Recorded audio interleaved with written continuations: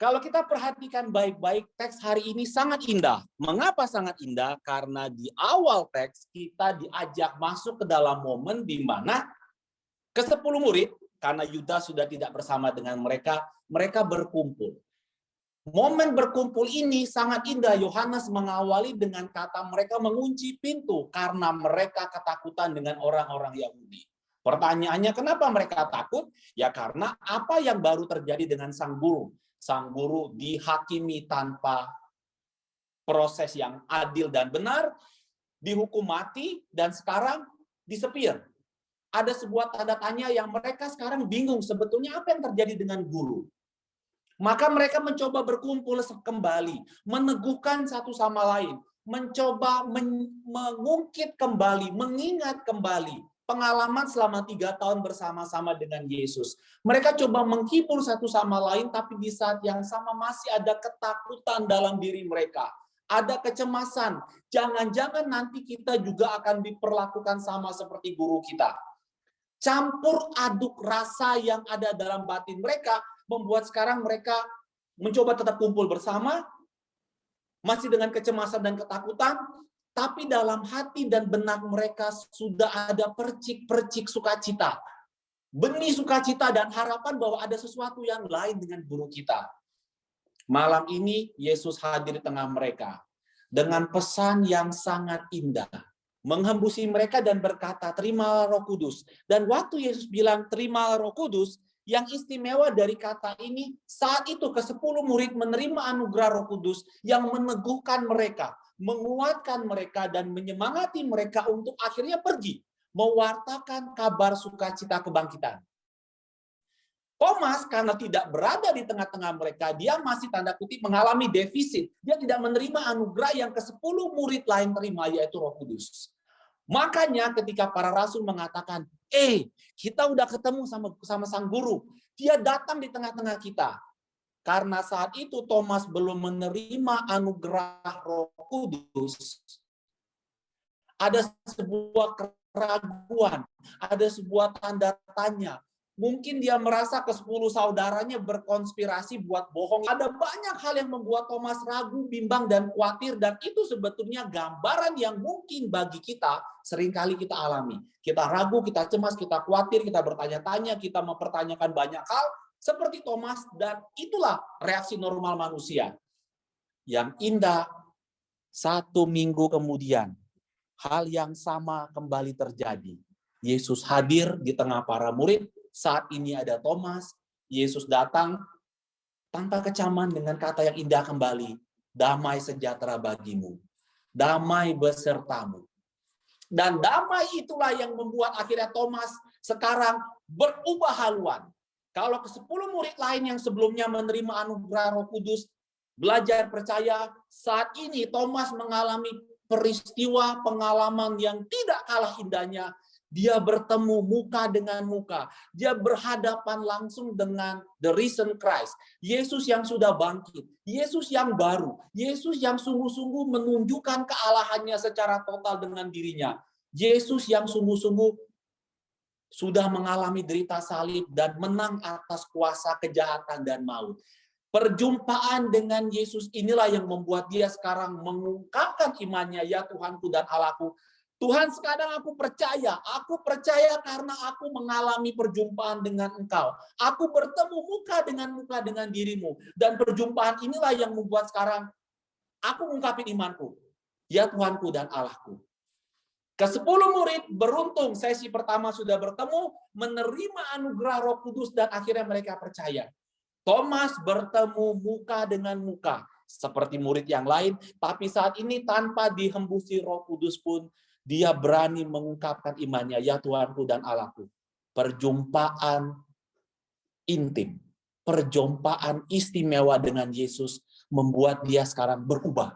Tadi ragu, sebelumnya mempertanyakan, sebelumnya tidak percaya, sekarang dia percaya. Yesus memberikan afirmasi yang juga meneguhkan kita. Thomas, kamu percaya karena kamu melihat.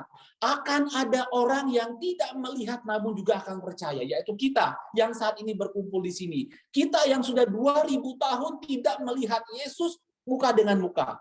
Tapi tunggu dulu. sebetulnya juga tidak bisa dikatakan kita tidak bertemu dengan Yesus. Setiap hadir dalam Ekaristi, saat kita menerima Yesus, dan kita mengizinkan Yesus masuk dalam tubuh kita mengalami perjumpaan yang sama seperti para rasul. Kita mengalami perjumpaan yang sama seperti Thomas. Dan ideal serta harapannya, perjumpaan personal dengan Yesus itu mestinya membarui hidup kita. Mengubah kita, mentransformasi kita, cara pandang, cara pikir, tutur kata, dan perilaku kita. Makanya akan mudah bagi kita untuk memahami apa yang terjadi dalam bacaan pertama hari ini. Jemaat pertama hidup yang seringkali teks ini ditwisted oleh para sosialis, itu loh cara hidup yang baik. Cara hidup di mana orang tidak lagi memiliki milik pribadi dan semua diserahkan. Tunggu dulu, jangan menyalahgunakan teks kitab suci. Yang terjadi dalam teks itu adalah kerelaan hati umat Allah, umat Kristiani yang sudah dipenuhi oleh anugerah dan kuasa Roh Kudus untuk rela berbagi, untuk tidak lagi mementingkan kepentingan pribadi, tapi belajar solider, belajar berempati, belajar bersimpati, belajar untuk berbagi karena sadar bahwa yang sudah hidupnya dipenuhi dengan kuasa Roh Kudus, orientasi hidup dan pikiran menjadi berbeda. Setiap saat kita hadir dalam Ekaristi, kita memiliki momen istimewa bertemu dengan Yesus. Kita mengalami apa yang dialami oleh para rasul di minggu pertama setelah kebangkitan. Kita mengalami apa yang dialami oleh Thomas untuk bertemu muka dengan Yesus. Semoga kita yang setiap kali bertemu dengan Yesus dalam Ekaristi, kita izinkan Roh Kristus menguasai pikiran dan hati kita. Kita izinkan Yesus membarui hidup kita, mentransformasi hidup kita menjadi manusia baru.